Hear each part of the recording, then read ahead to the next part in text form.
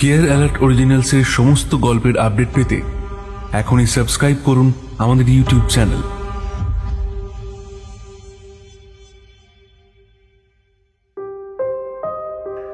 বেশ কিছু বছর নির্ঝঞ্ঝাটে চলল মোহনপুর গ্রামের জনমানবের জীবনযাত্রা। কিন্তু এই নির্ঝঞ্ঝাটের জীবনে ভাটা পড়ল যখন শাপলা দিঘির স্বচ্ছ জল হঠাৎ করেই সেদিনের পুড়ে যাওয়া কালির দেহের মতো কালো রং ধারণ করল। গ্রামের বয়স্ক মানুষেরা তখন প্রমাদ গুনল। তখন থেকেই মোহনপুর গ্রামে নেমে এলো আরো এক নতুন সংকট। রাতের বেলা যখন কেউ মরা বিলের সাঁকোর ওপর দিয়ে হেঁটে বাড়ি ফেরে, তখন বহুবার তারা ওই সাঁকোর ওপর দিয়ে মুন্ডহীন কোনো ছোট্ট ছেলের শুধু শরীরকে হেঁটে যেতে দেখেছে। এছাড়াও শাপলা দিঘির কালো জলে প্রায় প্রতি রাতেই সাঁতার কাটার ছলাৎ ছলাৎ শব্দ শোনা যায়। তারপর থেকেই গ্রামের মানুষদের মনে ভয় দানা বেঁধেছে। তাই হিরুর এই ধরনের প্রশ্নে হঠাৎ করেই সারা গায়ে কাঁটা দিয়ে ওঠে রমান। হঠাৎ করেই যেন তার কালি ধোপানির মুখটা মনে পড়ে যায়।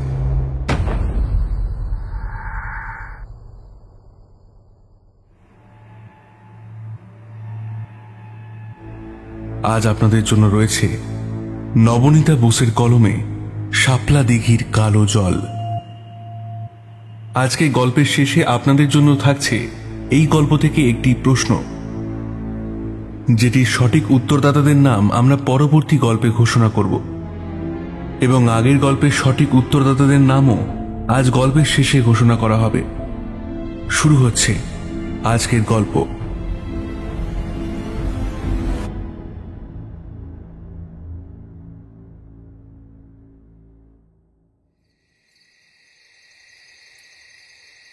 রাত তখন বেশ গভীর। হঠাৎ ঘরের বাইরে একটা শোরগোল শুনতে পেয়ে ধ্যান ভেঙে উঠে দাঁড়ালো কালী ধোপানি। খুব সন্তর্পণে জানলাটা ফাঁক করে দেখল সে।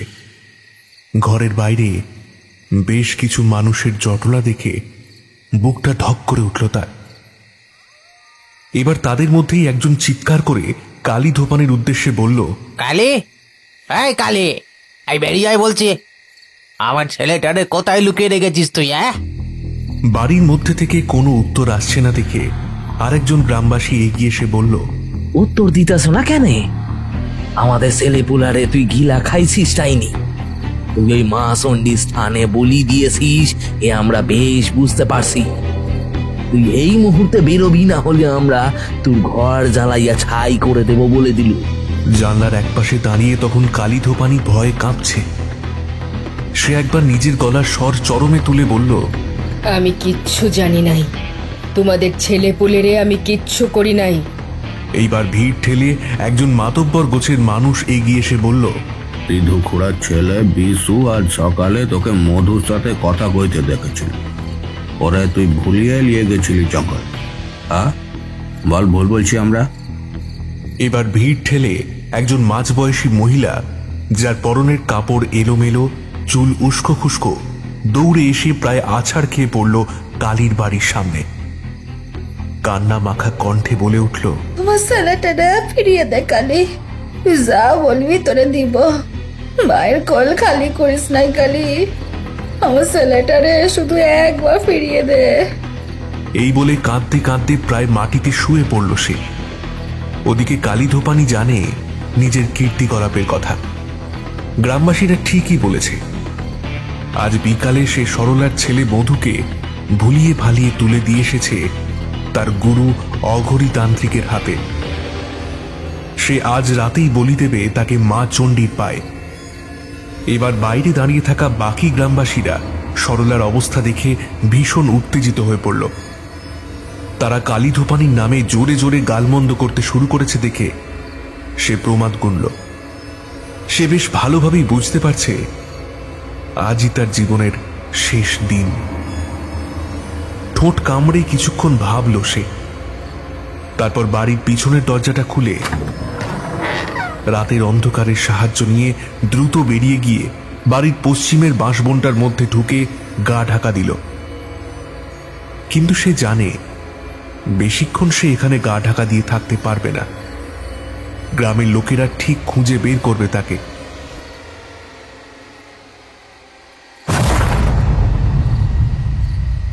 ওদিকে কালী ধোপানির বাড়ির দরজা ভেঙে গ্রামের লোকেরা যখন ঘরের ভিতরে ঢুকল, তখন ফাঁকা ঘরটা দেখে তাদের রাগ দ্বিগুণ বেড়ে গেল। তাদের মধ্যেই একজন ঘরের ভিতরে ঢুকে উত্তেজিত কণ্ঠে বলে উঠল, পেছনের দরজাটা তো খোলা দেখতেছি। হ্যাঁ, ওদিক দিয়ে নিশ্চয়ই বেরিয়ে গেছে কালী। তার কথা শুনে এবারে গ্রামবাসীরা হৈ হৈ করে ছুটে যেতে লাগলো। পিছনের দরজা দিয়ে বেরিয়ে এদিক ওদিক চেয়ে দেখল কিছুক্ষণ। ঠিক তখনই মোড়ল মশাই পলাশ ভট্টাচার্যের নজর পড়ল পশ্চিমের বাঁশবনের দিকে। উনি বাঁশবনের দিকে ইশারা করতেই গ্রামবাসীরা সেদিকেই লাঠি বাগিয়ে মশাল হাতে এগিয়ে গেল। তারা জানে এই বাঁশবনের মতো লুকানোর জায়গা আর সারা মোহনপুর গ্রামে কোথাও নেই। হৈ হৈ করে ঢুকে পড়ে তন্ন তন্ন করে খুঁজতে শুরু করলো সারা বাঁশবন। কিছুক্ষণ খোঁজাখুঁজির পরই কালীকে খুঁজে পেয়ে গেল তারা। সে তখন কয়েকটা বাঁশ গাছের আড়ালে নিজের শরীরটাকে যথাসম্ভব ঢাকবার চেষ্টা করছিল, কিন্তু তার এই চেষ্টা ব্যর্থ হল। গ্রামের মানুষেরা তাকে বাগে পেয়ে টানতে টানতে বাইরে নিয়ে এলো আর চণ্ডী মণ্ডপের সামনে বটগাছের নিচে বসিয়ে রাখল বেশ কিছুক্ষণ। তারপর কালীর ওপরে চলল অকথ্য অত্যাচার, কিন্তু হাজার অত্যাচারেও মুখ খুলল না কালী। এবার ভিড় ঠেলে সামনে বেরিয়ে এলেন মোড়ল মশাই সমেত বেশ কিছু গ্রামের মাতব্বরেরা। একটা সভার আয়োজন করা হলো সেখানে। সঙ্গে সঙ্গে তাদের জন্য সেখানে চেয়ার পাতা হলো। তারপর মোড়ল মশাই কালীকে শান্ত কিন্তু গুরুগম্ভীর কণ্ঠে জিজ্ঞাসা করলেন, তোকে শেষ সুযোগ দিচ্ছি কালী, এখনো সময় রয়েছে, তোকে আমরা ছেড়ে দেব। বল তুই বাচ্চাগুলোকে কোথায় লুকিয়ে রেখেছিস? কালী এবার তার কালো হয়ে ক্ষয়ে যাওয়া দাঁতের শাড়ি বের করে কিছুক্ষণ হাসল। তারপর মাটিতে থুক করে একদলা থুথু ফেলে মোড়লের উদ্দেশ্যে বলল, কাদের খুঁজতাসিস তুই মোড়ল? তাদের আমি বলে দিয়াছি মা চণ্ডীর থানে, তাদের তোরা আর কেউ পাবি নাই। কথাটা অবজ্ঞার সাথে বলে কালী অট্টহাস্য করল।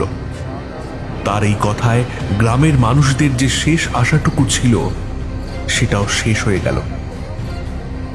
বেশ কিছুক্ষণ নিস্তব্ধ থাকার পর নতুন করে জ্বলে উঠল গ্রামবাসীরা। তারা সমস্বরে বলে উঠল, ওরে আমরা আগুনে পোড়াবই মোড়ল মশাই, ও আমাদের বাচ্চাগুলো রেখেছে, ওকে আমরা ছাড়বো না। কথাটা মোড়লের উদ্দেশ্যে বলার পর আর একটু অপেক্ষা না করে কিছু মানুষ যাদের হাতে মশাল ধরা ছিল তারা এগিয়ে গেল কালীর দিকে। নিজের মৃত্যুকে কাছ থেকে দেখে কালীর চোখে ফুটে উঠল এক অপরিসীম ভয়, কিন্তু পরক্ষণেই সেই ভয়কে কাটিয়ে একটা অবজ্ঞার ভাব ফুটিয়ে কালী সকল গ্রামবাসীদের উদ্দেশ্যে বলে উঠল, আমারে মারছিস মার, কিন্তু জেনে রাখ আমি আবার ফিরে আসব, তখন আমারে আটকাতে পারবি তো তোরা? কথাটা বলার সাথে সাথেই এক বালতি কেরোসিন এনে ঢেলে দেওয়া হলো কালীর সারা শরীরে। তারপর তারা হাতের মশালগুলো ছুঁড়ে মারল কালীর শরীর লক্ষ্য করে। সঙ্গে সঙ্গে দাউ দাউ করে জ্বলে উঠল কালীর সারা শরীর। আগুনের লেলিহান শিখায় চাপা পড়ে গেল কালীর মুখ আর দেহটা। ভয়ে আর যন্ত্রণায় আর্তনাদ করে উঠে কালী দৌড়ে গেল বাঁশবনের পাশেই থাকা শাপলা দিঘিটার দিকে।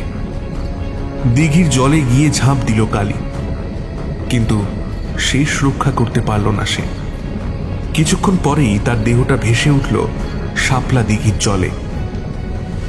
আগুন নিভে গেলেও কালীর পোড়া শরীরটা থেকে তখনও ধোঁয়া উঠতে দেখল সেখানে দাঁড়িয়ে থাকা গ্রামের মানুষেরা।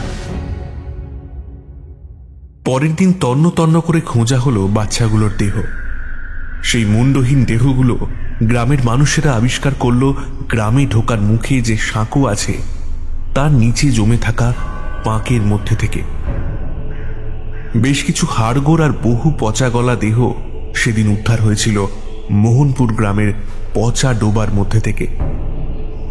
সেই মর্মান্তিক দৃশ্য দেখে সেদিন গ্রামের বাকি মানুষদের অন্তরাত্মা কেঁপে উঠেছিল। তারপরও বেশ কয়েকদিন ধরে সেই গ্রামে শোনা গিয়েছিল সন্তানহারা জননীর কান্নার শব্দ। শেষে কালের গতিতে গ্রামের মানুষদের জীবন আবার স্বাভাবিক হয়ে উঠল। বেশ কিছু বছর নির্ঝঞ্ঝাটে চলল মোহনপুর গ্রামের জনমানবের জীবনযাত্রা। কিন্তু এই নির্ঝঞ্ঝাটের জীবনে ভাটা পড়ল যখন শাপলা দিঘির স্বচ্ছ জল হঠাৎ করেই সেদিনের পুড়ে যাওয়া কালির দেহের মতো কালো রং ধারণ করল। গ্রামের বয়স্ক মানুষেরা তখন প্রমাদ গুনল। তখন থেকেই মোহনপুর গ্রামে নেমে এলো আরো এক নতুন সংকট। রাতে খাওয়া দাওয়া সেরে সবেমাত্র ঘরের দাওয়ায় এসে বসেছে রতন। ঘরে মেঝেতে একটা চাটাই পেতে তার ছোট্ট ছেলেটাকে ঘুম পাড়ানোর চেষ্টা করছে তার বউ রমা। ঘরের ছোট্ট জানলা দিয়ে এক চিলতে চাঁদের আলো এসে পড়েছে ঘরের মেঝেতে। সেই ম্লান হয়ে যাওয়া আলোর দিকে স্থির দৃষ্টিতে তাকিয়ে আছে ছোট্ট হিরু। আজ তার কিছুতেই ঘুম আসছে না। তার ছোট্ট মনের কোণে আজ বিকাল থেকেই একটা প্রশ্ন শুধুই ঘোরাফেরা করছে। সারাদিনের কাজকর্ম সেরে এই সবেমাত্র স্বস্তির নিঃশ্বাস ফেলেছে রমা। ছেলের পাশে আধশোয়া হয়ে বিশ্রাম নিচ্ছিল সে। রমার দিকে না ফিরেই হঠাৎ করে হিরু জিজ্ঞাসা করে উঠল, মা, আমাদের পশ্চিম দিকের বাঁশবনটারে সকলে ভয় পায় কেন? আর ওই শাপলা দিকের জলকেই বা এত সকলে ডরায় কেন? কালী ধোপানি বা কে মা? কালী ধোপানির মৃত্যুর সময় হিরু সবে তার মায়ের গর্ভে এসেছিল। আজ বেশ কয়েক বছর কেটে গেছে কালী ধোপানি মারা গেছে, কিন্তু আজও বাচ্চাদের কান্নার শব্দ ভেসে আসে বাঁশবনের থেকে। রাতের বেলা যখন কেউ মরা বিলের সাঁকোর ওপর দিয়ে হেঁটে বাড়ি ফেরে, তখন বহুবার তারা ওই সাঁকোর ওপর দিয়ে মুন্ডহীন কোনো ছোট্ট ছেলের শুধু শরীরকে হেঁটে যেতে দেখেছে। এছাড়াও শাপলা দিঘির কালো জলে প্রায় প্রতি রাতেই সাঁতার কাটার ছলাৎ ছলাৎ শব্দ শোনা যায়। তারপর থেকেই গ্রামের মানুষদের মনে ভয় দানা বেঁধেছে। তাই হিরুর এই ধরনের প্রশ্নে হঠাৎ করেই সারা গায়ে কাঁটা দিয়ে ওঠে রমান। হঠাৎ করেই যেন তার কালী ধোপানির মুখটা মনে পড়ে যায়। একসময় গ্রামে ধূপানির কাজ করত কালী, তবে তার আড়ালে চালিয়ে যেত তন্ত্র সাধনা। কালী ধোপানির গায়ের রং ছিল কুচকুচে কালো, তার উপরে ওর চোখ দুটো অস্বাভাবিক রকমের লাল। কপালে সব সময় একটা বিশাল বড় লাল গোল সিঁদুরের টিপ পরে থাকত সে। তার অত্যাচারে স্বামী ছেড়ে গিয়েছিল বহুদিন, তবুও তার মাথার চওড়া সিঁথি সবসময় রাঙিয়ে থাকত সিঁদুরে। সচরাচর কেউ ওর ধারের কাছেও আসত না, কিন্তু যদি কেউ একবারও ওর বাড়ির চৌহদ্দিতে পা রাখত, তাহলে কোনো এক অজ্ঞাত কারণে সে তক্ষুনি তাকে কাটারি নিয়ে কাটতে যেত। মানুষ দেখলেই গালমন্দ করত। ওরকম বীভৎস নারী আজ অব্দি কোনোদিনও দুটো দেখেনি রমা। সেই কারণেই বোধহয় একবার ভয়েতে ঢোক গিলে রমা ছেলেকে একটু ধমকের সুরেই প্রশ্ন করল, কে কে বলেছে তোকে কালী ধোপানির কথা? এবার হিরু উঠে বসে মায়ের দিকে ফিরে বলল, কেন? আজ হরি জেঠুই তো বলছিল। সন্ধ্যাবেলা আমি আর তপু হরি জেঠুর বাগানে আম কুড়োতে গিয়েছিলাম। তখন হরি জেঠু একটা লাঠি নিয়ে তেড়ে এলো। তারপর বলল, আর কোনোদিন দেখলে তোদের শাপলা দিঘির জলে দিয়ে আসবো। তারপর ও তোদের ওখানে বেঁধে রাখবে। শেষে যদিও আমাদের হাতে একটা করে আম দিয়েছিল, কিন্তু মা, কি আছে ওই জলে? বলো না কি আছে? তপুও তো কিচ্ছু কইতে পারল নি। বলো না মা। রমা এবার ভীষণ ভয় পেয়ে হিরুর মুখটা চেপে ধরে বলল, ও নাম রাতের বেলা মুখেও আনতে নেই বাছা। তুই কিন্তু আর কোনোদিন ওই হাড়ু জেঠুর বাড়িতে গিয়ে আম কুড়োতে যাবিনি বলে দিলুম। এখন শো বলছি, আমার হয়েছে এক জ্বালা। সারাটা দিন একেবারে কাজ করি মরো, আর এই ছেলে কিছুতেই ঘুমোতে চাইনি গো। বলি, ও হিরুর বাপ, নিজের ছেলেটারে কিছু বলো তো দেখি। রতন কোনো কথা বলে না, কারণ তার চোখ এখন গিয়ে পড়েছে ঘরের পূব দিকের বুড়ো বটগাছটার পিছনে। সন্ধ্যে থেকেই মৃদুমন্দ বাতাস বইছে, তাই সারা দিনের ক্লান্তির পর খাওয়া দাওয়া সেরে রতন যখন দাওয়ায় এসে বসেছিল, তখন সেই বাতাস গায়ে লেগে তার সামান্য ঝিমুনি এসে গিয়েছিল। ঠিক তখনই ওদিকের ঝোপের আড়াল থেকে একটা খসখস শব্দ ভেসে আসতেই ঝিমুনিটা কেটে গেল এক নিমেষে। মনে মনে ভাবল কুকুর টুকুর হবে হয়তো। ঠিক তখনই চোখ গেল বুড়ো বটগাছের দিকে। তার পাশের ঝোপটা কেমন অস্বাভাবিকভাবে নড়ছে না, ঠিক বাতাস লেগে নড়ার মতো নয়। সেদিকে একটু মনোযোগ সহকারে দৃষ্টিপাত করতেই একটা কারুর অবয়ব ভেসে উঠল সেখানে। ঠিকই দেখেছে রতন, ঘোমটা পড়া একটা বউ মানুষ এসে দাঁড়িয়েছে সেখানে, আর ঘোমটার আড়াল থেকে এক দৃষ্টি তাকিয়ে আছে তার দিকে। রতনের দৃষ্টিও যেন সেই দিকেই আটকে গেল, সেখান থেকে চোখ সরাতে পারছে না সে। এবার ঘোমটা দেওয়া অবয়বটা ভীষণ রকম আকৃষ্ট করতে লাগলো রতনকে। রতন যেন মন্ত্রমুগ্ধের মতো উঠে দাঁড়ালো, পাটা দাওয়ার বাইরে রাখতে যাবে, ঠিক সেই সময় তার পিঠে একটা নরম হাতের স্পর্শ পেয়ে থেমে গেল সে। পিছনে কখন যেন রমা এসে দাঁড়িয়েছে। অনেকবার ডাকা সত্ত্বেও রতন সাড়া দিচ্ছে না দেখে ঘরের বাইরে বেরিয়ে এসেছিল সে। রতনকে ওভাবে ঝোপের দিকে তাকিয়ে থাকতে দেখে তাকে কারণ জিজ্ঞাসা করতেই রতনের ঘোর কেটে গেল। ভীষণ আশ্চর্য হয়ে রমা জিজ্ঞাসা করল, সে কখন থেকে ডাকতেছি, বলি কানে কি শুনতে পাওনি নাকি? রতন তখনও ভ্রু কুঁচকে তাকিয়ে আছে ঝোপের দিকে। এবারে সে বেশ ভয়ার্ত কণ্ঠে বলল, এই বউ, দেখ তো ওইদিকে কেউ দাঁড়ায় আছে কি না। এই একটু আগেই একটা বউ মানুষকে আমি দাঁড়ায় থাকতে দেখেছি, এখন হঠাৎ করেই মানুষটা গায়েব হয়ে গেল। এবারে আরো বেশি ভয় পেয়ে রমা বলল, ওরে বাবারে, তোমার আমি কতদিন বলেছি এই রাতের বেলা ওদিক পানে তাকাবিনি, ওদিক কিছুই ডাইনির বাস।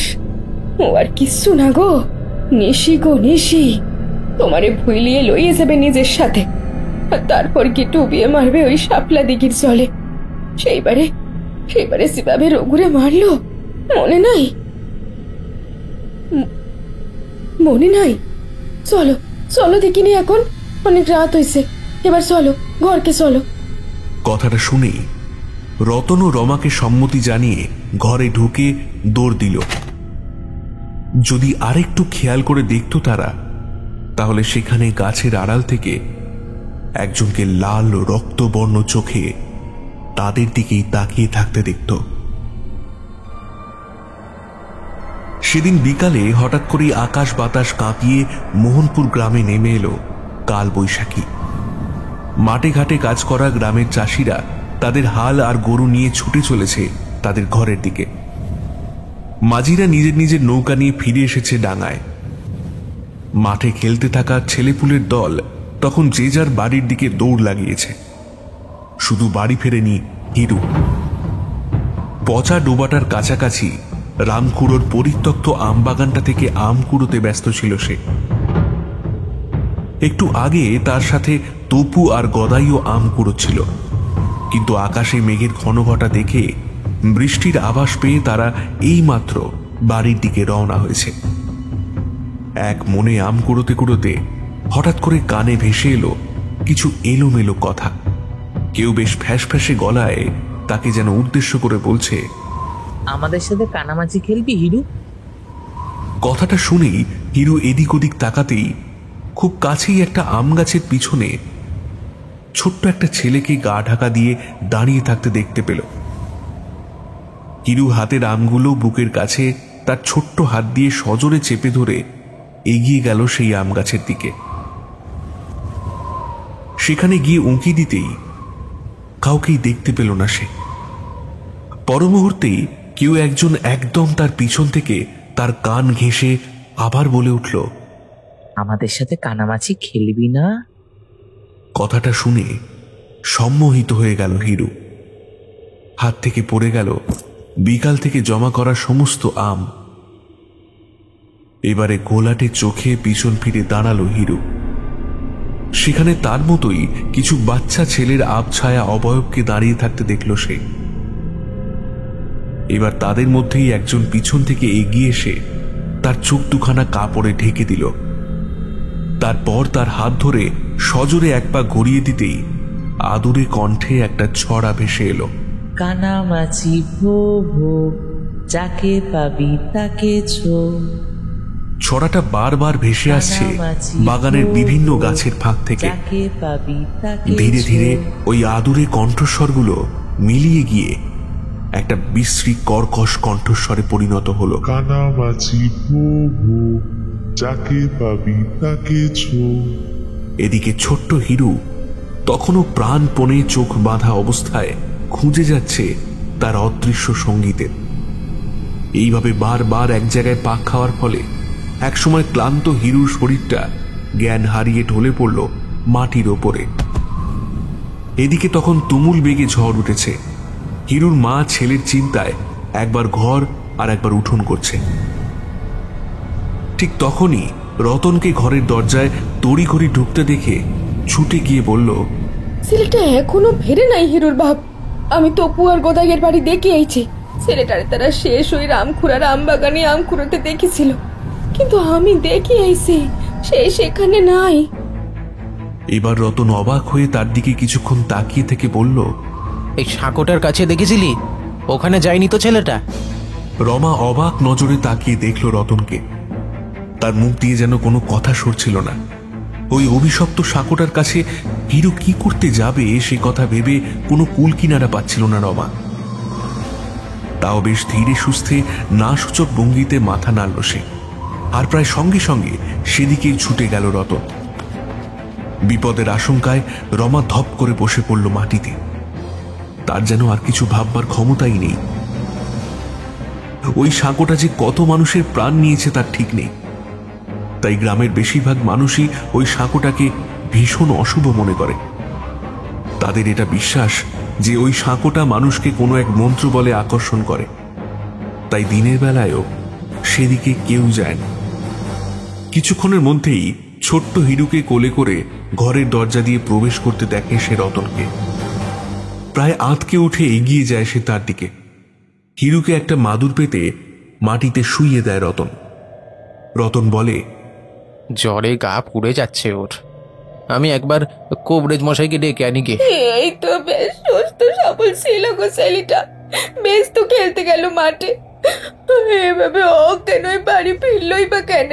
তুমি তুমি এক্ষুনি একবার যাও, আমার কিছু ভালো ঠেকছে না। কথাটা শুনেই রতন ঝড় মাথায় করেই চলে গেল কবরেজ মশাইয়ের বাড়ির দিকে। কবরেজ মশাই যখন রতনের বাড়ি এলো তখন অঝোর ঝড়ে বৃষ্টি নেমেছে। হিরুর এখনো জ্বরের ঘোর কাটেনি। কবরেজ মশাই হিরুর মাথার কাছে বসে তার ছোট্ট হাতটা ধরে নাড়ি দেখছিল। হঠাৎ করেই সকলকে অবাক করে দিয়ে হিরু বলে উঠল, কানামাছি ভো ভো, যাকে পাবি তাকে ছো। রমা বেশ ব্যস্ত হয়ে উঠল। রতনও চিন্তার সাথে বলে উঠল, ও কি বলছে এসব? হ্যাঁ, ও কি ভুল বকছে নাকি কবরেজ মশাই? কি ব্যাপার বলুন তো? কথাটা শুনে কবিরাজ মশাই একটু চিন্তার সাথে বললেন, না রতন, এ নিছক খেলা নয়। ও নিশ্চয়ই এমন কিছু দেখেছে যা দেখেও ভীষণ ভয় পেয়ে গেছে। বৌমা তো বলল বিকেলে ও একদম সুস্থ ছিল। আমার ভালো ঠেকছে না রতন, আমি কিছু ওষুধ দিয়ে যাচ্ছি। কাল আমি আবার আসবো বৌমা। তুমি আজ রাতে হিরুকে আর একা ছেড়ো না কিন্তু। কথাটা বলে কবিরাজ মশাই উঠে পড়লেন। ওনার বাড়ি রতনের বাড়ি থেকে বেশি দূরে নয়। রতন ওনার ঝোলাটা নিয়ে ওনাকে এগিয়ে দিতে গেল। সবাই চলে গেলে রমা হিরুর মাথায় স্নেহমাখা হাত বুলিয়ে দিতে লাগল। সে বেশ বুঝতে পারছে তার ছেলে এমন কিছু দেখেছে যা মোটেই স্বাভাবিক নয়। তাই আজ রাতটা হিরুর কাছে থাকা বিশেষভাবে প্রয়োজন। আম পাতা জোড়া জোড়া, মারবো চাবুক, চড়বো ঘোড়া। ছড়াটা উঠোনের দিক থেকে একটা চাপা হিস হিসে গলায় ভেসে এলো। আমাদের সাথে খেলবি? কথাগুলো শুনেই হঠাৎ করেই চোখ খুলে বড় বড় করে তাকালো হিরু। তার চোখ দুটো স্থির আর ঘোলাটে। পাশে রমা ঘুমে আচ্ছন্ন। অনেক রাত অবধি হিরুর মাথায় জলপট্টি দিয়ে একটু বিরতি নিয়েছিল সে। আবার সেই একই কণ্ঠস্বর ভেসে এলো বাইরে থেকে, আমাদের সাথে খেলবি হিরু? চাপা কণ্ঠে কেউ তাকে বারবার খেলতে ডাকছে। নিজের জায়গা থেকে শটান উঠে পড়ল হিরু। এবার দরজার দিকে লক্ষ্য করে এগিয়ে গেল সে। ছোট্ট হিরু দরজার কাছে গিয়ে দাঁড়াতে কোনো এক মন্ত্র বলে খুলে গেল দরজাটা। বাইরে ঠান্ডা বাতাস এসে ঢুকছে ঘরে। রতন একপাশে শুয়ে গভীর ঘুমে আচ্ছন্ন। তাদের অলক্ষ্যে হিরু বেরিয়ে গেল ঘর থেকে। বৃষ্টি থেমে গেছে অনেকক্ষণ। কাছে পিঠে কোথাও বেশ জোরে কুকুর ডেকে উঠল। সেই ডাকেই হঠাৎ করে ঘুম ভেঙে গেল রমার। নিজের হাতটা হিরুর গা লক্ষ্য করে বোলাতে যেতেই দেখল হিরুর স্থান শূন্য, কেউ নেই সেখানে। আতঙ্কে উঠে বসল সে। এত রাতে হিরু গেল কোথায়? মনে মনে ভাবল সে। সামনের দিকে তাকিয়ে দেখল দরজাটা হাট করে খোলা। বেশ আশ্চর্য লাগলো তার। বেশ ভালোভাবেই মনে আছে তার রাতে শোবার আগে সে ভালো করে শিকল এঁটে দিয়েছিল। ওই শিকল ছোট্ট হিরুর পক্ষে খোলা কোনো মতেই সম্ভব নয়। একটা শব্দ ভেসে এলো তার কানে। কচি গলায় বেশ জোরে জোরে ছড়া আওড়ে খেলছে কেউ। এবার তার শিরদাঁড়া দিয়ে একটা হিমশীতল বাতাস বয়ে গেল। এটা তো হিরুর গলা। সে কার সাথে খেলছে? দেখবার জন্য বিছানা ছেড়ে উঠে ধীর কদমে এগিয়ে গেল রমা। ঘরের বাইরে চাঁদের আলোতে সবকিছু স্পষ্ট দেখা যাচ্ছিল। সে সেই আলোতে দেখল উঠোনের ঠিক মধ্যিখানে হিরু বাবু হয়ে বসে অদৃশ্য কারুর সাথে আম পাতা জোড়া জোড়া খেলছে। তার চেয়ে আশ্চর্যের বিষয়, তার অদৃশ্য সঙ্গীকে দেখা না গেলেও তার তালি মারার শব্দ কিন্তু কানে ভেসে আসছে স্পষ্টভাবে। পুরো ব্যাপারটা দেখে রমার বুকটা ধক করে উঠল। সে আর থাকতে না পেরে নেমে পড়ল উঠোনে। বেশ উত্তেজিত হয়ে বলল, হিরু, তুই কার সাথে খেলছিস? এত রাতে তুই এসব কি করছিস বাবা? ঠান্ডা লেগে যাবে তো। কথাটা বলতে বলতে এগিয়ে গেল হিরুর দিকে। হিরু এবার নিজের খেলা থামিয়ে খুব ধীরে ধীরে তার মায়ের দিকে তাকালো। চাঁদের আলোতে স্পষ্ট দেখা যাচ্ছে হিরুর চোখগুলো অসম্ভব রকমের ঘোলাটে। হিরুর চোখের ওই চাহনির দিকে তাকিয়ে রমার সারা শরীর ঠান্ডা হয়ে গেল। ঠিক তখনই একটা এলোমেলো বাতাস বয়ে গেল উঠোনে। আর কানের খুব কাছে শুনতে পেল একটা ভয়ঙ্কর নারী কণ্ঠ। আম পাতা জোড়া জোড়া, মারবো চাবুক, চড়বো ঘোড়া। ওরকম ভয়ঙ্কর কণ্ঠস্বর শুনে স্থির হয়ে গেল সে। সম্বিত ফিরতেই জোরে চেঁচিয়ে রতনকে ডাকতে থাকলো। সেই ডাকে রতনের ঘুম ভেঙে গেল। আর ঘুম ভাঙতেই দেখল দরজাটা হাট করে খোলা। পাশে রমা বা হিরু কেউ নেই।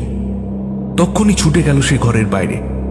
সে দেখল উঠোনে হিরু মাটিতে শুয়ে আছে, আর তার সামনে ভয়ে কাঠ হয়ে দাঁড়িয়ে আছে রমা। অসুস্থ ছেলেকে বিছানায় এনে শুইয়ে দিল রতন। রমার তখন ঘোর কাটেনি। হিরুকে ঘুমাতে দেখে রমা এবার সমস্ত ঘটনা খুলে বলল রতনকে। ঘটনাটা রতনের ঠিক বিশ্বাস হলো না। সে বলল, আরে কি শুনেছিস তুই? আরে বাবা, হিরু জ্বরের ঘরে করছে এসব।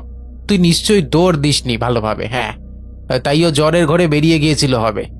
যা, এখন শুয়ে পড় গিয়ে। আমি ভালো করে দৌড়টা এঁটে দিয়ে আসছি। হ্যাঁ। কিন্তু রমার চোখে ঘুম আসলো না সারা রাত। রতন যাই বলুক না কেন, সে খুব ভালোভাবে জানে সে ঠিক কি দেখেছে, আর সেটা কিছুতেই তার মনের ভুল নয়। তারপর সারা রাত এই সকল চিন্তাতেই কাটিয়ে দিল রমা।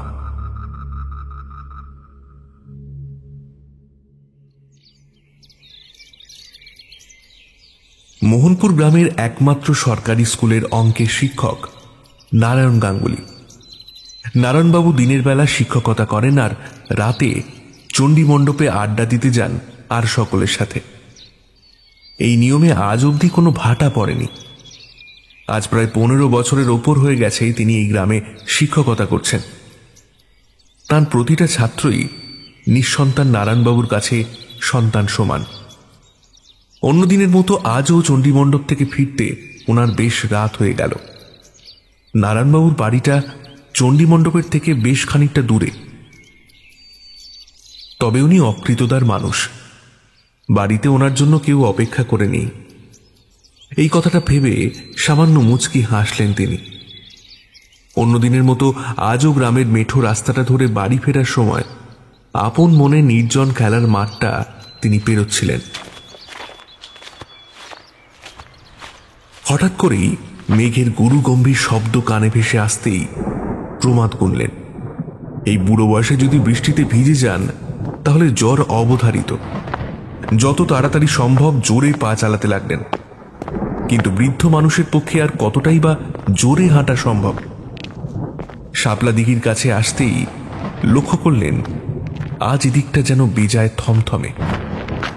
অন্যদিন ঝিঁঝি পোকা আর ব্যাঙের যে সম্মিলিত সঙ্গীত শোনা যায়, আজ তা একেবারেই নিশ্চুপ। একটু আশ্চর্য যে হননি তা নয়, কিন্তু দ্রুত বাড়ি ফেরার তাগিদে সেসব দিকে তেমন নজর দিলেন না আর। কিছুটা দূরে বাঁশবনের মধ্যে জমে আছে আলকাতরার মতো চাপ চাপ অন্ধকার। হঠাৎ করেই শাপলা দিঘি থেকে ভেসে এলো ছলাৎ ছলাৎ শব্দ। এত রাতে এরকম শব্দের একটাই মানে। কথাটা মনে পড়তেই পিছনে ফিরে তাকাবার সাহস পেলেন না নারায়ণবাবু। শাপলা দিঘিটা পেরিয়ে এসে একটা স্বস্তির নিঃশ্বাস ফেললেন উনি। তবে মনের অস্বস্তিটা আবার ফিরে এলো যখন সামনেই বিশাল বাঁশবনটার দিকে ওনার নজর পড়ল। বাঁশবনটাকে পাশে রেখে বেশ কিছুটা এগোনোর পরই হঠাৎ করে বাঁশবনের অন্ধকার থেকে একটা বাচ্চা ছেলে বেরিয়ে এসে তার সামনের পথ ধরে হাঁটতে শুরু করল। ব্যাপারটা দেখে আশ্চর্য লাগলেও তেমনভাবে গুরুত্ব দিলেন না উনি। নারায়ণবাবুর চেয়ে সামান্য কিছুটা দূরত্ব বজায় রেখে সে যেন তার পা মেপে মেপে এগিয়ে চলেছে। কিন্তু মনের ভয়টা চরমে উঠল যখন উনি দেখলেন কিছুটা দূর এগোনোর পরই আরেকটা বাচ্চা ছেলে এসে যোগ দিল তার সাথে। এভাবে উনি যতই এগিয়ে যান একটা একটা করে বাচ্চার সংখ্যাও ততটাই বাড়তে থাকে। ব্যাপারটা যে খুব একটা স্বাভাবিক নয় সেটা আজ করেই বোধ হয় নারায়ণবাবু আর এগোলেন না। কিন্তু কি আশ্চর্য, তার দেখা দেখি সামনে এগিয়ে যাওয়া বাচ্চা ছেলের দলটাও তাদের যাত্রা থামিয়েছে। ঠিক সেই সময় একটা এলোমেলো বাতাস বয়ে গেল ওনার খুব কাছ ঘেঁষে, আর খুব কাছ থেকেই একটা মৃদু ফিসফিসানি শব্দ ভেসে এলো নারায়ণবাবুর কানে। শব্দটা শুনে ঝট করে পিছন ফিরতেই কিছুটা দূরে চোখ যেতে একটা ঘোমটা দেওয়া নারী মূর্তিকে দাঁড়িয়ে থাকতে দেখলেন উনি। নারী মূর্তির প্রকট হওয়ার সাথে সাথেই প্রতিটা বাচ্চা মুখ ফেরালো তার দিকে, আর সঙ্গে সঙ্গে চমকে উঠলেন নারায়ণবাবু। হঠাৎ করেই তাদের ধর থেকে মাথাটা আলাদা হয়ে শূন্যে মিলিয়ে গেল ধোঁয়ার মতো। এখন তার সামনে দাঁড়িয়ে আছে বিভৎস কবন্ধের দল। সেই দৃশ্য এত ভয়ঙ্কর যে নারায়ণবাবুর মুখ দিয়ে একটা চাপা আর্তনাদ বেরিয়ে এলো। ততক্ষণে পিছনে দাঁড়িয়ে থাকা প্রেতমূর্তি শূন্যে উধাও হয়েছে দেখে পিছন ফিরে পালানোর চেষ্টা করলেন নারায়ণবাবু, আর সঙ্গে সঙ্গে একটা ধারালো হেসো শূন্যে ভেসে এসে দ্বিখণ্ডিত করে দিল নারায়ণবাবুর ধর থেকে মাথাটা। কাটা মাথা গিয়ে পড়ল পাশের ঝোপে, আর দেহটা সেখানে কাটা কলা গাছের মতো একটা ধপ শব্দ করে মাটিতে পড়ে গেল। ঘটনাটা ঘটার প্রায় সাথে সাথেই বাচ্চা স্কন্ধ কাটার দলটা অজস্র ধূলিকণায় পরিণত হয়ে বাতাসে মিশে গেল। শুধু একাকী পড়ে রইল নারায়ণবাবুর মস্তক ছিন্ন মৃতদেহটা।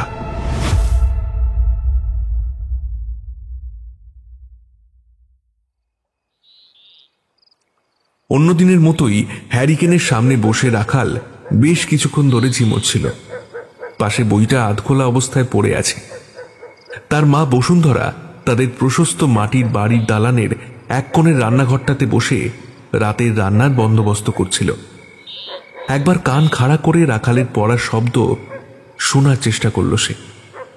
ব্যর্থ হয়ে রাগের মাথায় বলে উঠল, বলি আজ পড়া হবে নাই নাকি? যদি স্কুল থেকে কোনো নালিশ আসে তাহলে বলে দিলুম এই তোর একদিন কি আমার একদিন। কথাটা শুনেই ঘুম ভেঙে সোজা হয়ে বসল রাখাল। বেশ জোরে জোরেই মাকে শুনিয়ে শুনিয়ে আবার পড়া শুরু করল সে। তাতে খুশি হয়ে রাখালের মা বসুন্ধরা আবার তার রান্নাঘরের কাজে মন দিল। কিন্তু কিছুক্ষণ যেতে না যেতেই একটা চাপা কণ্ঠের ডাক কানে ভেসে এলো রাখালের। মনে মনে ভাবল ভুল শুনেছে, কিন্তু বেশ কিছুক্ষণ শব্দটা কানে ওভাবেই বারংবার ভেসে আসতে বুঝতে পারল কেউ খুব ক্ষীণ স্বরে তার নাম ধরে ডাকছে। আর কোনো কথা না ভেবে সে যেন মন্ত্রমুগ্ধের মতো সকল বারণ উপেক্ষা করে এগিয়ে গেল শব্দের উৎসের দিকে। ঘরের সদর দরজাটা হাট করে খুলে রাখাল বাইরে বেরিয়ে এলো। ক্ষীণ চাঁদের আলোতে চারিদিক স্পষ্ট দেখা যাচ্ছে। হঠাৎ করেই তার চোখ গেল কিছুটা দূরে দাঁড়িয়ে থাকা নারায়ণ বাবুর দিকে। তাকে এইভাবে বেরিয়ে আসতে দেখে তার মা বসুন্ধরাও তার পিছনে এসে দাঁড়িয়েছে। সেও নারায়ণবাবুকে কিছুটা দূরে দাঁড়িয়ে থাকতে দেখে বেশ অবাক হল। দূরে দাঁড়িয়ে থাকা নারায়ণবাবু রাখালের উদ্দেশ্যে হিস হিসে গলায় বলল, রাতে বাইরে বেরোসনি রাখাল, ওরা তোকেও শেষ করে দেবে, ঠিক যেমন আমাকে দিয়েছে। এই বলে কাটা মাথাটা ঘাড় থেকে খুলে হাতে নিয়ে পিছন ফিরে অন্ধকারে চিরজীবনের মতো মিলিয়ে গেল মোহনপুর গ্রামের স্কুল শিক্ষক নারায়ণ গাঙ্গুলি। ওদিকে এই দৃশ্য দেখে সহ্য করতে না পেরে বসুন্ধরা জ্ঞান হারিয়ে মাটিতে লুটিয়ে পড়ল। কিন্তু রাখাল এক পাও নড়ল না সেখান থেকে। সে অশ্রুসিক্ত নয়নে তার প্রিয় শিক্ষকের শেষ যাত্রার দিকে তাকিয়ে রইল। পরে জানা গিয়েছিল সেদিন রাতে নাকি অনেকেই তার বাড়ির বাইরে নারায়ণবাবুর বলে যাওয়া শেষ সাবধান বাণী শুনেছিল। পরের দিন সকালে নারায়ণবাবুর দ্বিখণ্ডিত দেহ উদ্ধার হয় তাঁরই বাড়ি থেকে কিছুটা দূরে।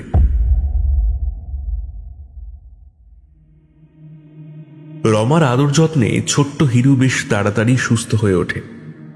কিন্তু চিন্তার বিষয় ছিল তার সেদিনের কোনো কথাই আর মনে ছিল না। অগত্যা কিছুদিনের মধ্যেই ব্যাপারটাকে ভুলে যায় তারা। এদিকে নারায়ণবাবুর মৃত্যুর পর থেকেই গ্রামের অনেকের বাড়ি থেকেই হাঁস মুরগি গায়েব হতে থাকে। গ্রামের মানুষ অজানা কিছুর উপস্থিতির ভয়ে রাতে বাড়ি থেকে প্রায় বেরোনোই ছেড়ে দিয়েছে আজকাল। সন্ধ্যের পর চণ্ডীমণ্ডপ, সন্ধ্যা আরতির পর মন্দির চত্বর সবই কেমন জনমানব শূন্য হয়ে যায় আজকাল। কিন্তু এই সকল ভয়ের মধ্যেও গ্রামের হরিহর সামন্তর ছেলে লালুর কিন্তু ওই ভয়ঙ্কর শাপলা দিঘি নিয়ে উৎসাহের শেষ নেই। ঘন বর্ষায় যখন শাপলা দিঘির কালো জলে মাছে ঘাই মারে আর পুকুর ভর্তি শাপলা ফুল ফুটে থাকে, তখন লালুর মন কেমন যেন চঞ্চল হয়ে ওঠে। তার মন কেবলই ওই মাছগুলোর প্রতি আকৃষ্ট হয়। মাছগুলো ধরবার প্রবল ইচ্ছা জাগে তার মনে। সেদিনও স্কুল থেকে ফেরার সময় সে গিয়েছিল শাপলা দিঘির পাড়ে।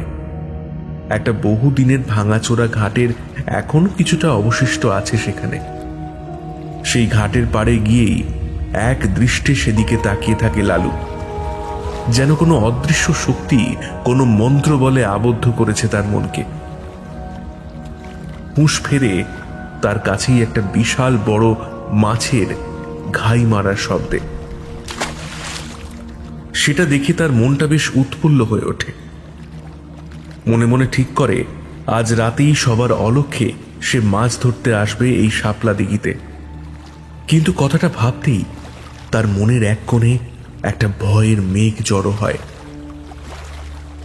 তবে পরক্ষণেই তার মনে পড়ে যায় স্কুলে বিজ্ঞানের মাস্টার মধুবাবুর কথা।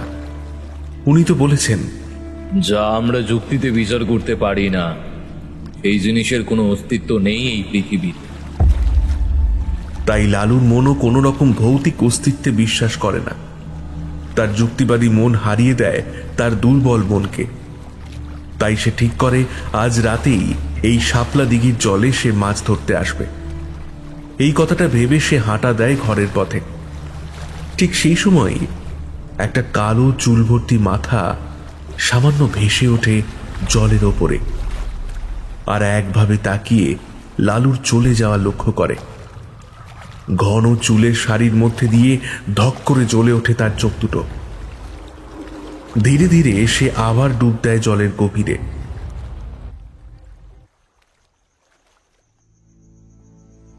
রাতে সারা গ্রাম যখন নিদ্রামগ্ন, তখন হরিহর সামন্তর বাড়ির দরজাটা সামান্য ফাঁক করে সকলের অলক্ষ্যে বেরিয়ে এলো লালু। কিছুক্ষণ আগেই এক পশলা বৃষ্টি হয়েছে। মাঝে মাঝেই এলোমেলো ঠান্ডা বাতাস বয়ে চলেছে শব্দ করে। ঝিঝি পোকা আর ব্যাঙের ডাক শোনা যাচ্ছে মুহুর্মুহু।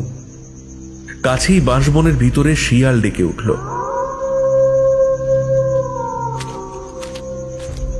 সেসবকে তোয়াক্কা না করে একটা ছিপ আর একটা ঝোলা নিয়ে এগিয়ে যায় লালু শাপলা দিঘির দিকে। কিছুটা চলার পরই সে জলের ছলাৎ ছলাৎ শব্দ শুনতে পায়। একসাথে অনেকগুলো মাছ ঘাই মারছে জলে। মনে মনে এই কথাটা ভেবে ভীষণ খুশি হয়ে যায় সে। একটা বাঁক ঘুরতেই পৌঁছে যায় সে শাপলা দিঘির কাছে। একবার এপাশ ওপাশ দেখে নিয়ে ভাঙা ঘাটটার কাছে একটা পরিষ্কার জায়গা দেখে বসে পড়ে সে। সামনেই টলটলে জলে মাঝে মাঝে ভেসে উঠছে বিভিন্ন আকৃতির মাছের দল। মনের আনন্দে ছিপ ফেলে বসে সে। কিন্তু কি আশ্চর্য, বেশ কিছুক্ষণ কেটে যাবার পরেও একটাও মাছ ধরা দেয় না তার ছিপে। এবারে একটু বিরক্ত হয় সে। আশাভঙ্গ হয়ে চলে আসবে ভাবতেই তার ছিপে টান পড়ে। আবার আগের আনন্দটা ফিরে আসে তার। গায়ের যত শক্তি আছে সব একত্রিত করে ছিপ ধরে টান দেয় সে। কিন্তু তাও মাছটাকে কিছুতেই কাবু করে উঠতে পারে না সে। তাও কোনোভাবেই হাল ছাড়ল না সে। কাল সকালেই সব বন্ধুদের দেখিয়ে দেবে যে শাপলা দিঘিকে সকলে ভয় পায়, সেই শাপলা দিঘি থেকেই একটা প্রকাণ্ড আকারের মাছ ধরেছে সে। মধুবাবু কতই না খুশি হবেন, ভাববেন লালুই তার যোগ্য ছাত্র।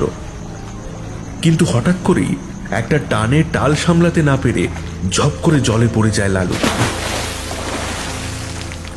কিন্তু কিছুক্ষণের মধ্যেই নিজেকে সামলে নিয়ে জল থেকে মাথা তোলে সে। গ্রামের ছেলে হওয়ায় সাঁতারটা বেশ ভালোভাবেই জানা ছিল তার। ডাঙায় ওঠার আগে বেশ কিছুক্ষণ জলের মধ্যে হাতড়ে ছিপটা খোঁজার চেষ্টা করে সে। মনে মনে ভাবে, ছিপ না পেলে বাবা কাল আমাকে মেরেই ফেলবে। কথাটা মনে হতেই আবার একবার ডুব দেয় জলে। কিন্তু কোথাও কিচ্ছু নেই। আবার জল থেকে মাথা তুলে নিঃশ্বাস নেয় সে।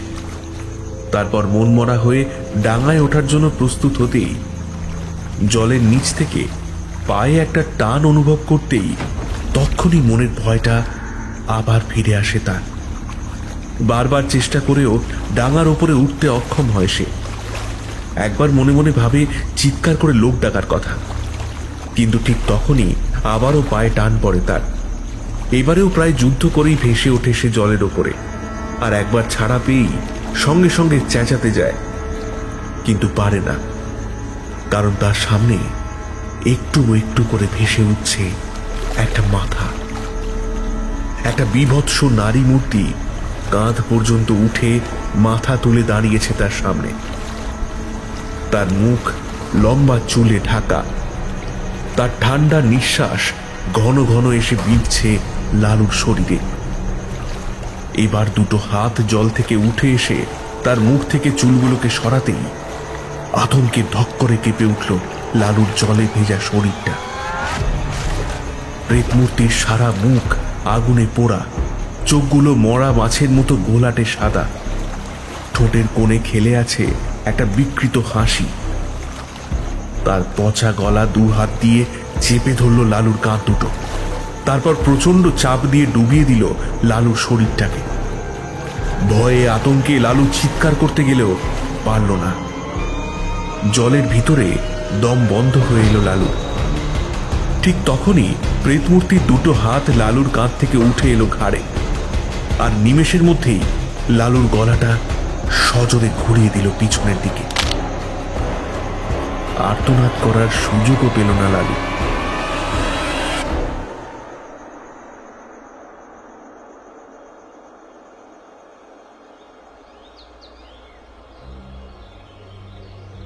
পরের দিন সারা গ্রাম খুঁজেও যখন লালুকে পাওয়া গেল না, তখন হরিহর আর গ্রামের সকলে মিলে গেল শাপলা দিঘির ঘাটে। শাপলা দিঘির জলে বিকৃত লালুর দেহটা ভেসে থাকতে দেখে কান্নায় ভেঙে পড়ল হরিহর সামন্ত। লালুর দেহটা জল থেকে উদ্ধার করে যখন হরিহরের বাড়ি নিয়ে যাওয়া হলো, তখন লালুর মা কুসুমের চোখে আর এক ফোঁটাও জল অবশিষ্ট ছিল না। সেদিন লালুর শেষ যাত্রায় সঙ্গ দিতে এসেছিল তার সকল বন্ধুর দল। যখন তার দেহটা মোহনপুর গ্রামের শ্মশানে চিতায় তোলা হলো, তখন দিনুডোম আফসোসের সাথে মাথা নেড়ে বলল, ঈশ্বর, আর কত বালকের দেহ আমি এভাবে নিজের হাতে করেছি তাই তুলব। এবার এই গ্রামটাকে ক্ষান্ত দাও ঈশ্বর, এবার এই গ্রামটাকে ক্ষান্ত দাও।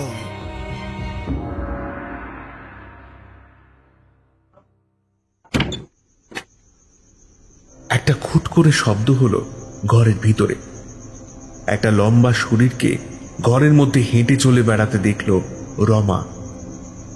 বাইরে থেকে ঠান্ডা জোলো হাওয়া শোঁ শোঁ শব্দ করে ঘরে এসে ঢুকছে, তাতে সারা শরীরটা ঠান্ডা হয়ে যাচ্ছে রমার। শুয়ে শুয়ে ভাবল সে, আশ্চর্য, এই কেমন মরণ ঘুম দিচ্ছে হিরুর বাপ, তার একটুও ঠান্ডা লাগছে না। আধ বোঝা চোখে আবছায়া দেখতে পেল লম্বা শরীরটা এবারে একদম কাছে এসে ঝুঁকে পড়েছে রমার ওপরে। বুকটা ধক করে উঠল তার। একটা আগুনে ঝলসে যাওয়া কালো আর বিভৎস মুখ ঝুঁকে আছে তার ওপরে। কিছুক্ষণ ওভাবেই ঝুঁকে থাকার পর ধীরে ধীরে মাথাটা তুলে নিল প্রেত মূর্তিটা। আর কিছু দেখতে পারছে না রমা। ঠিক তখনই পাশ থেকে একটা খসখস শব্দ হতেই চোখটা ঘুরিয়ে পাশের দিকে তাকালো সে। কি ভয়ঙ্কর সেই মূর্তিটা এখন হিরুর ওপরে ঝুঁকে পড়েছে। প্রচন্ড আতঙ্কে শরীরটা কেঁপে উঠল রমার, কিন্তু হাজার চেষ্টা করেও একটুও নড়তে পারছে না সে। যেন কেউ মন্ত্রের দ্বারা বেঁধে দিয়েছে তার সারা শরীরটাকে। বারবার চেষ্টা করছে সে রতনকে ডেকে তোলার, কিন্তু তার কণ্ঠস্বর রোধ করে রেখেছে কোনো অদৃশ্য শক্তি। বারবার চেষ্টা করার ফলে একটা গোঙানি বেরিয়ে আসছে তার গলা থেকে, কিন্তু রতন বা হিরু কেউ শুনতে পাচ্ছে না সেই গোঙানির শব্দ। এবার সেই প্রেত মূর্তি পাঁজা কোলা করে তুলে নিল হিরুর শরীরটাকে। তারপর এগিয়ে গেল দরজার দিকে। রমা হাজার চেষ্টা করেও তাকে আটকাতে পারল না। একটা অসম্ভব যন্ত্রণা আর ভয় বেরিয়ে আসছে তার মনের গভীর থেকে। তবে আজই কি তার হিরুর জীবনের শেষ দিন? কালকে সেও দেখতে পাবে হিরুর ছোট্ট শরীরটা ভাসছে শাপলা দিঘির জলে। কথাটা মনে হতেই ধরফর করে ঘুম থেকে জেগে উঠে বসল রমা। তার সারা শরীর ঘামে ভিজে গেছে। তাড়াতাড়ি ঘাটটা গড়িয়ে পাশের দিকে তাকালো রমা। হিরু এখন গভীর ঘুমে আচ্ছন্ন। একটা স্বস্তির নিঃশ্বাস ফেলল সে। এবার একটা স্নেহ মাখা হাত হিরুর কপালে রাখতেই চমকে উঠল। তার কপালে পড়ে আছে বিন্দু বিন্দু জলের ফোঁটা। এবার তার গায়ে হাত দিয়ে দেখতেই চমকে উঠল রমা। হিরুর সারা গা জলে ভর্তি। এবারে নিজের বিছানা ছেড়ে উঠে এলো সে।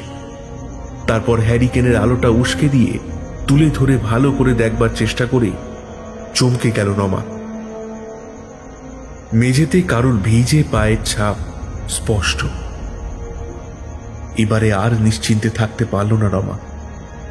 সে বেশ ভালোভাবেই বুঝতে পারছে তার স্বপ্নটা পুরোটা মিথ্যে ছিল না। কথাটা ভেবেই তার মনে হিরুকে নিয়ে ভয় দ্বিগুণ বেড়ে গেল। পরের দিন সারা দিন ধরেই সমস্ত কাজে কর্মের মধ্যে রাতের ঘটনাগুলো মনে করতে থাকলো রমা। সারাদিন একবারের জন্য কাজ ছাড়া করল না রমা হিরুকে। মনে মনে ঠিক করল আজ রাতে রতন ফিরলেই গ্রাম ছেড়ে চলে যাবার কথাটা পারবে তার কাছে।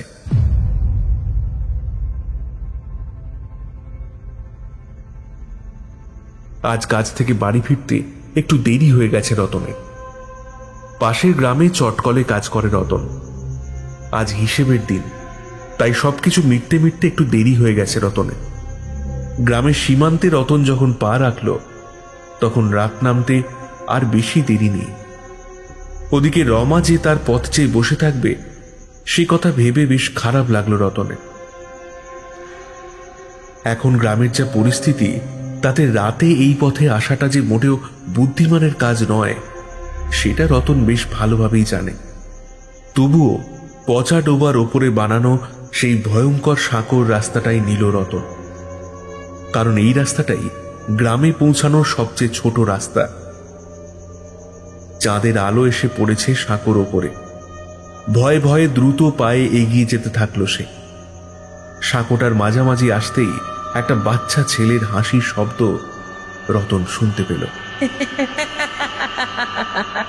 শব্দটা আসছে ঠিক তার পিছন দিক থেকে। কি ভয়ঙ্কর শব্দে হাসছে বাচ্চাটা। এমনিতেই এই সাঁকোটার বদনাম আছে, তাই আর কোনো দিকে না তাকিয়ে দ্রুত পায়ে এগিয়ে গেল রতন। কিছুটা দূর যাওয়ার পর আবার সেই একই হাসির শব্দ শুনতে পেল রতন। এবারে শব্দটা বেশ কাছ থেকে আসছে বুঝতে পেরে কোনো কিছু না ভেবে দৌড় লাগালো সামনের দিকে। কিছুটা যাবার পরই একটা আবছায়া অবয়বকে সাঁকোর একদিক থেকে অন্যদিকে ছুটে যেতে দেখল সে। ওসবকে পাত্তা না দিয়ে সাঁকোর একেবারে শেষের দিকে এসে সে যা দেখল তাতে তার গায়ের পশম খাড়া হয়ে গেল।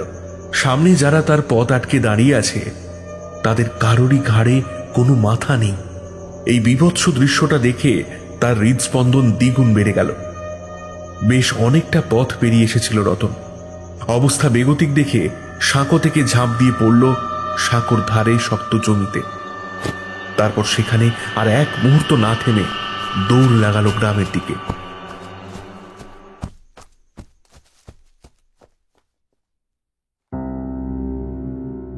আজকাল এই মোহনপুর গ্রামে আর আগের মতো নিজেকে সুরক্ষিত ভাবতে পারে না রমা। সারা দিন তার কাটে হিরুকে নিয়ে, আর সন্ধেবেলা পথ চেয়ে বসে থাকে রতনের জন্য। রতনের ফিরতে দেরি হলেই ভয়ে সিঁটিয়ে যায় রমা। এর মধ্যেই একদিন রমা যখন তার নিত্যদিনের কাজে ব্যস্ত, হঠাৎ করেই বাইরে থেকে একটা ডাক শুনতে পেয়ে বেশ ব্যস্তভাবেই বাড়ির বাইরে বেরিয়ে আসে সে। সামনেই এক চিলতে উঠোন আর তার বাইরেটা মূল দরজা। সেই দরজার বাইরেই দাঁড়িয়ে আছে একজন বৃদ্ধা। বৃদ্ধাকে দেখে চিনতে না পারলেও দরজার দিকে কৌতূহলী দৃষ্টি নিয়ে এগিয়ে যায় রমা।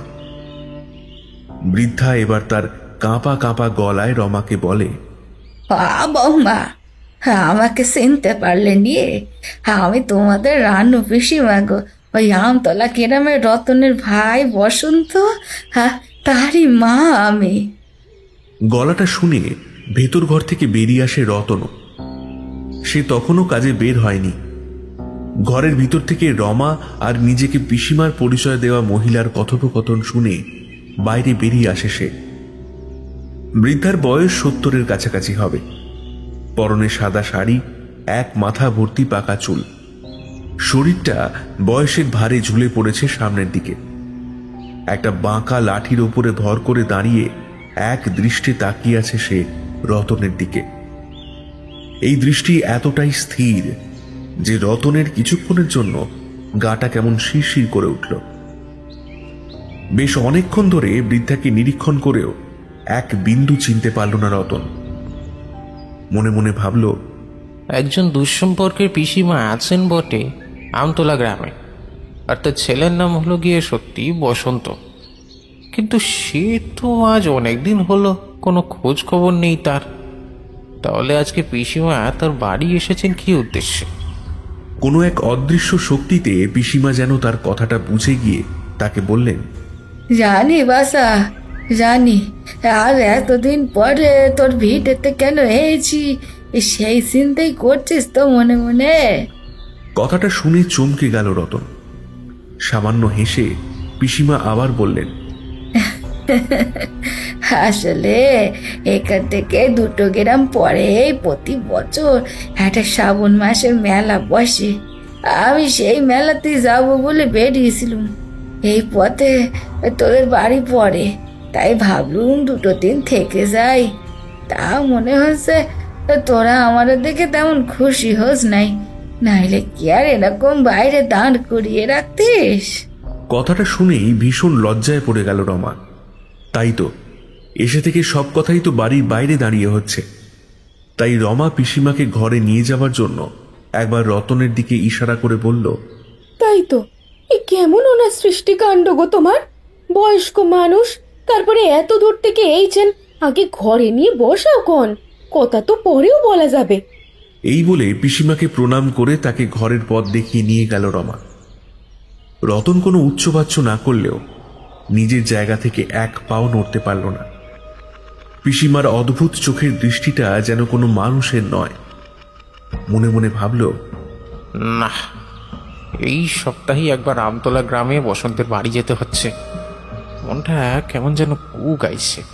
ওদিকে পিসিমা ঘরে ঢুকেই সামনের দাওয়ায় হিরুকে বসে থাকতে দেখে বললেন, বাবা, এই তো ছেলে বুঝি তোর বউ, কি সুন্দর মুখখানা। কথাটা বলেই হিরুর কাছে এগিয়ে গেলেন পিসিমা। তারপর তার গায়ে মাথায় হাত বুলিয়ে দিয়ে গালে আদর ভরে বেশ কয়েকটি চুমু খেলেন। রতন সবেমাত্র পিছনে এসে দাঁড়িয়েছিল। পিসিমাকে ওভাবে হিরুকে আদর করতে দেখে বুকটা কেমন কেঁপে উঠল রতনের। সঙ্গে সঙ্গে হিরুকে ডাক দিল রতন।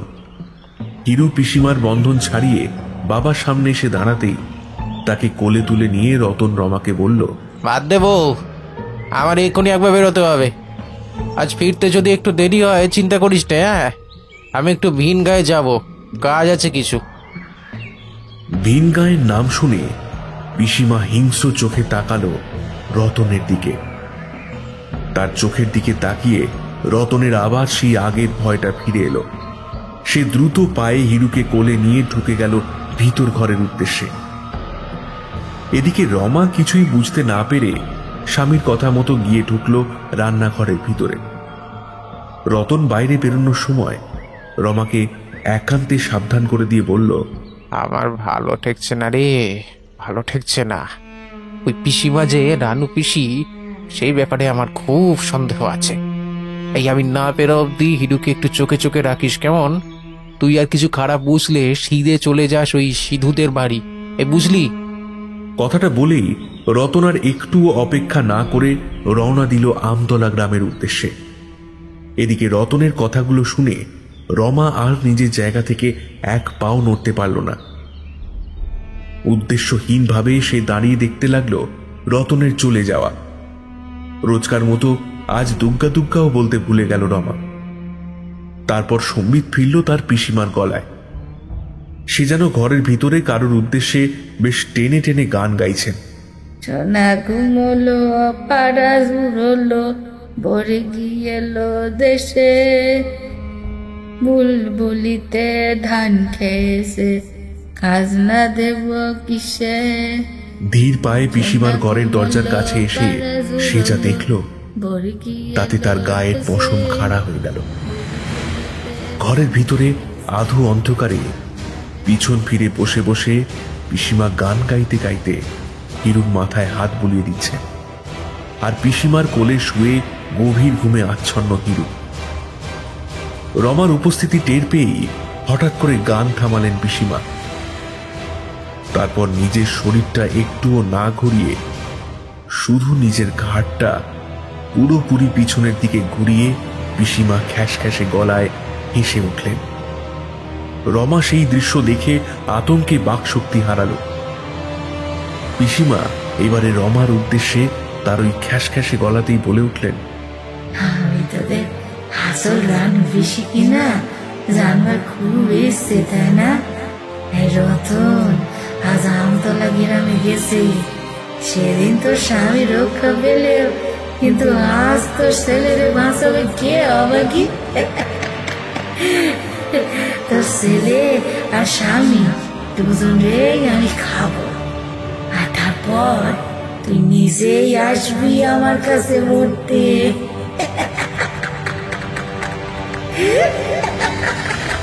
কথাটা বলেই অট্টহাস্য করে উঠল পিসিমা বেশি কালী ধূপানির প্রেত। প্রেত মূর্তির কথা শুনে রমা আর এক দণ্ড ওখানে দাঁড়িয়ে থাকতে পারল না। ভয়ে আতঙ্কে তার বুকের ভিতরটা হাঁপড়ের মতো ওঠা নামা করতে লাগলো। সে কাটা কলা গাছের মতো সেখানে জ্ঞান হারিয়ে পড়ে গেল। ওদিকে রতন যাবার পথে তার বন্ধু সিধুকে দায়িত্ব দিয়ে গিয়েছিল মাঝে মাঝে রমা আর হিরুর খোঁজ করতে, আর যদি বেগতিক দেখে তাহলে যেন তাদের নিজের বাড়িতে নিয়ে এসে রাখে। সকাল থেকে সময় না পেলেও দুপুরের দিকে সিধু একবার রমাদের খোঁজে এসে দাঁড়ালো তাদের বাড়ির দোরগোড়ায়। আজ সকাল থেকেই আকাশে মেঘের ঘনঘটা, তাই দিনের বেলাতেও চারিদিক কেমন অস্পষ্ট হয়ে আছে। আশ্চর্য হয়ে দেখল সিধু আজ সারা বাড়িটাকে একটা নিস্তব্ধতা ঘিরে রেখেছে। বাড়ির আশেপাশেও কোথাও কোনো পাখির ডাক অব্দি শুনতে না পেয়ে বেশ আশ্চর্য হল সিধু। সে আর দেরি না করে রমার নাম ধরে ডাকতে ডাকতে রতনদের উঠোনে প্রবেশ করল। ঘরের সব দরজাই বন্ধ, তাই রমা হয়তো বাড়িতে নেই ভেবে সিধু ফিরেই যাচ্ছিল। কিন্তু হঠাৎ করেই বাড়ির পিছন থেকে একটা খচমচ শব্দ শুনে বেশ আশ্চর্য হয়ে সেদিকে এগিয়ে গেল সিধু।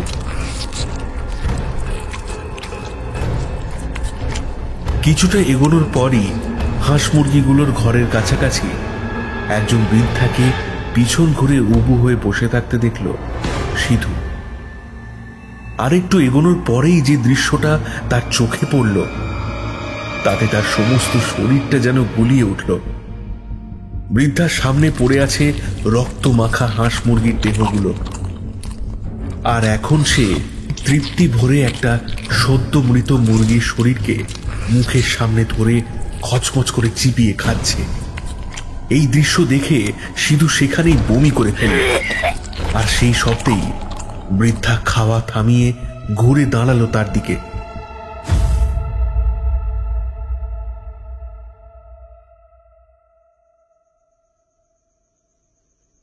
বাড়ির সামনে এসে কিছুক্ষণ থামল রতন।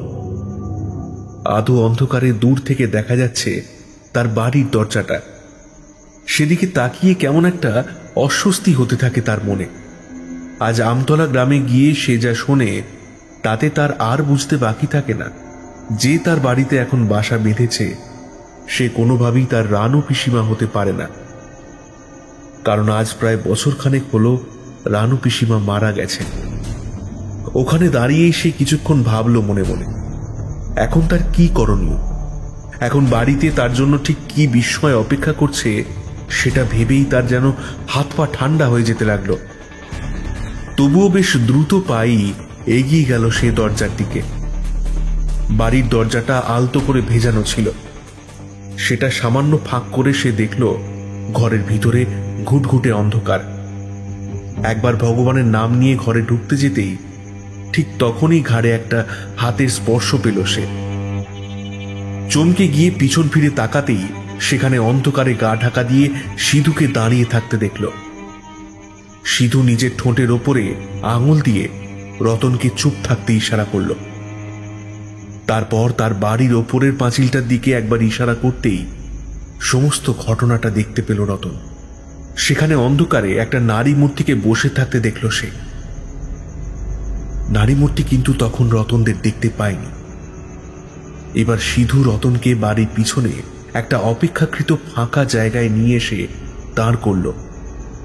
তারপর আজ দুপুরে তার সাথে ঘটা সমস্ত ঘটনা সে খুলে বলল।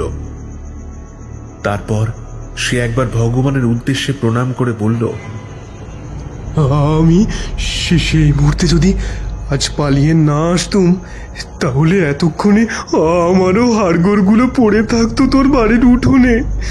সিধুর কথা শুনে রতন এবারে উদ্বিগ্ন কণ্ঠে বলে উঠল, তাহলে রমা গেল কোথায়? আর আমার ছেলেটাই বা কোথায় গেল? আমি জানি না রে রতন, তবে হিরু হয়তো ঘরের মধ্যে আছে কোথাও। তবে তাকে আমি কোথাও দেখতে পাইনি, কোথাও না। আমার এই যে ঘরের ভেতরে যেতেই হবে একবার। আমার ছেলেটা না জানি কি অবস্থায় আছে, আদপে ও বেঁচে আছে কিনা তাও জানি না। তাহলে তুই এক কাজ কর, তুই যা ওই মৃত্যু বুড়িতে, আর আমি যাই গ্রামের লোকজনের খবর দিতে। কথাটা বলেই রতনের উত্তরের অপেক্ষা না করেই দৌড় লাগালো সিধু। রতন এবারে সম্পূর্ণ একা। সন্ধে নেমে এসেছে সম্পূর্ণরূপে। তার বাড়ির এদিকটা একটা মস্ত বড় ছাতিম গাছের আড়ালে থাকায় জায়গাটা অন্ধকারে ঢেকে আছে। সেই অন্ধকারেই গা ঢাকা দিয়ে বাড়ির দরজাটা একবার ফাঁক করে দেখল রতন। কেউ নেই সেখানে। একটু আগে পাঁচিলের ওপরে দেখা প্রেতমূর্তি হঠাৎ কোথায় যেন গায়েব হয়ে গেছে। ফাঁক করা দরজাটার মধ্যে দিয়ে বাড়ির ভিতরে প্রবেশ করল রতন। সামনেই উঠোনের মধ্যিখানে তুলসী মঞ্চে অন্যদিন প্রদীপ জ্বলে। রমার শাঁখ বাজানোর শব্দ শোনা যায়। তাকে বাড়িতে ঢুকতে দেখে ছোট্ট হিরু ছুটে এসে জড়িয়ে ধরে তার পা দুটো। কিন্তু আজ সারা বাড়িটাই অন্ধকারে ঢাকা। রমা বা হিরু কাউকেই আজ দেখতে পাচ্ছে না সেখানে। ধীরে ধীরে এগিয়ে যেতে লাগলো ভিতর ঘরের দিকে। কান খাড়া করে শুনল একবার। একটা খচমচিয়ে কিছু খাওয়ার শব্দ ভেসে আসছে পিসিমার ঘরের দিক থেকে।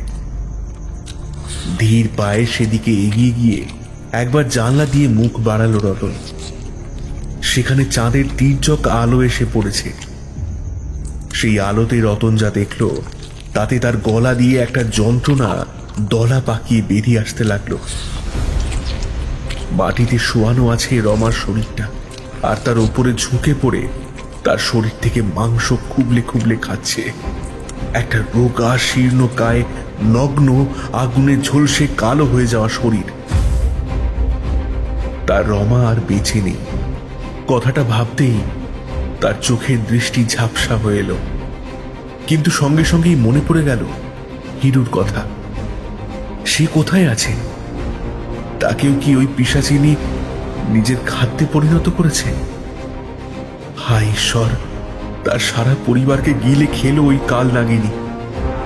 কথাটা ভাবতেই পাশের ঘর থেকে একটা বাচ্চার কান্নার শব্দ ভেসে এলো।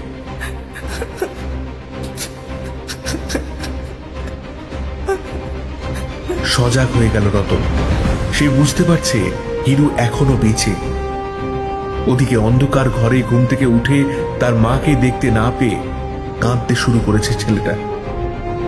রতন এবার দেখল হিরুর কণ্ঠস্বর ওই ডাইনির কান অবধি পৌঁছে গেছে। সে রমাকে খাওয়া ছেড়ে এবারে মাথা তুলে তাকিয়েছে দরজার দিকে। রতনকে একটু ভাববার অবকাশ না দিয়ে ওই ভয়ঙ্কর প্রেত যেন হামাগুড়ি দিয়ে সরীসৃপের মতো ঘরের মেঝেতে কালো ছায়ার মতো এগিয়ে গেল দরজার দিকে। এবার প্রচন্ড রাগে ঘেন্নায় রতন বলে উঠল, আমার বউটারে তুই খেয়েছিস টাইডি, আমার বউটারে খেয়েছিস তুই, আমার ছেলেটারে খেতে দিব না, আমার ছেলেটারে খেতে দিব না। যেমন ভাবা তেমন কাজ।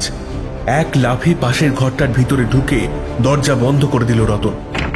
বাইরে থেকে ক্রমাগত ভেসে আসছে একটা ক্রুদ্ধ গর্জন। মুহুর্মুহু দরজায় আঘাত পড়ছে, আর সেই শব্দে হিরু আরো জোরে কান্না জুড়েছে দেখে রতন তাকে কোলে তুলে নিল। বেশ কিছুক্ষণ ওভাবেই নিজের কোলের মধ্যে হিরুকে চেপে ধরে ভয় কাঁপতে থাকলো রতন। কিন্তু হঠাৎ করেই সবকিছু কেমন থেমে গেল। এই নিস্তব্ধতা যেন আরো চঞ্চল করে দিল রতনকে। হঠাৎ তার দরজার বাইরে থেকে সে রমার কণ্ঠস্বর শুনতে পেল, আমার ভিতরে আসতে দাও, নইলে ওই পিশাচিনী আমারে গিলে খাবে। আমারে বাঁচাও রতন, আমারে বাঁচাও। কিন্তু এবারে আর তার ছলনায় কান দিল না রতন, কারণ সে ভালোভাবেই জানে রমা আর নেই। ওদের বিভ্রান্ত করার জন্য রমার কণ্ঠস্বরে কথাগুলো বলছে ওই পিশাচিনী। সে কোনো কথাই বলল না, হিরুকে দু হাতে চেপে ধরে ঠায় বসে রইল ঘরের এক কোণে। বাইরে থেকে সেই প্রেতিনী সমানে তার মায়াজাল বিস্তার করেই চলেছিল, কিন্তু রতনের প্রাণ তাতে একবারও নরম হলো না। সে মনে মনে ভাবল, আজ যদি ওই প্রেতের ছলনায় না ভুলে রমাকে একা ছেড়ে বাইরে না যেত, তাহলে হয়তো রমা আজ বেঁচে থাকত। কথাটা ভেবেই সেই আগের কষ্টটা আবার বুকের মধ্যে অনুভব করল রতন। কিন্তু সে কিছুতেই বুঝতে পারছিল না ওই সর্বশক্তিমান প্রেত কেন তাদের দরজা খুলে দেওয়ার জন্য কাকুতি মিনতি জানাচ্ছে। কি এমন আছে এই ঘরে? সারা ঘরে একবার চোখ বোলাতেই তার নজরে পড়ল ঠাকুরের বেদিটার দিকে। তার সঙ্গে সঙ্গে মনে পড়ে গেল দরজার গোড়ায় দেওয়া আছে মা লক্ষ্মীর পা আঁকা আলপনা। তাই তো, এইটা তো মনে ছিল না। এই ঘরেই তো নিত্যদিনের পুজো করত রমা। রমার প্রতি তার কৃতজ্ঞতা বেড়ে গেল। মনে মনে ভাবল, মরে গিয়েও আমাদের বাঁচিয়ে দিয়ে গেলি রে অভাগী, বাঁচিয়ে দিয়ে গেলি। এই আলপনা লগ্ন করে এই ঘরে প্রবেশ করার সাধ্যই নেই ওই অন্ধকারের বাসিন্দার। কথাটা ভেবেই ডুকরে কেঁদে উঠল সে। এইভাবেই সারা রাত ধরে বাড়ির ছাদের উপরে দাপাদাপির শব্দ শোনা গেল, কিন্তু কোনোভাবেই ওই প্রেত ঘরে প্রবেশ করতে পারল না।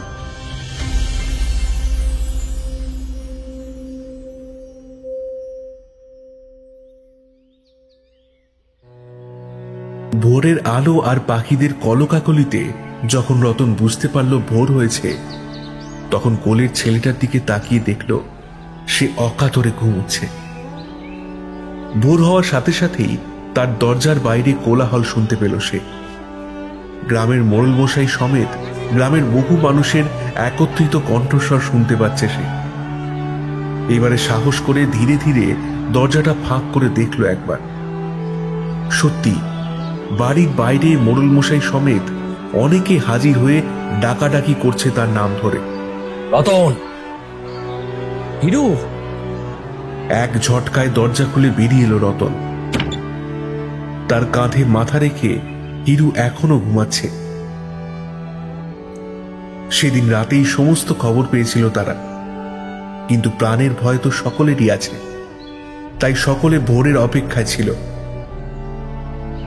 ভোর হতেই সারা গ্রাম উজাড় হয়েছিল রতনের বাড়ির সামনে। ওদিকে রতনের ঘরের ভিতর থেকে রমার আধ খাওয়া মৃতদেহটা আবিষ্কার করলেও কালী ধোপানি যে আবার কোনো ঘরের অনিষ্ট করার জন্য গা ঢাকা দিয়েছে, সেটা ভেবে সারা গ্রাম তটস্থ হয়ে রইল।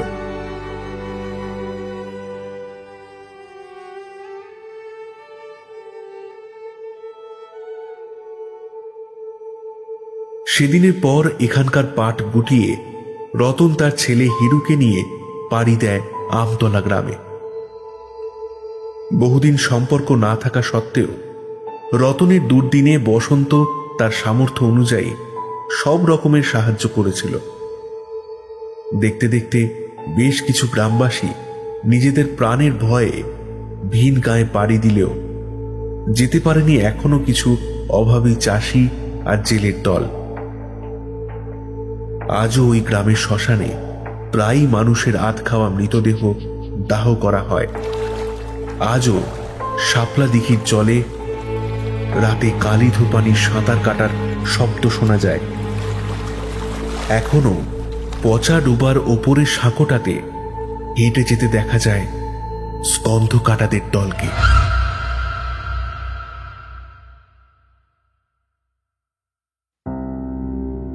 আজকে আপনাদের জন্য যে প্রশ্নটি রয়েছে সেটি হল, হিরু কার বাগানে আম কুড়োতে গেছিল?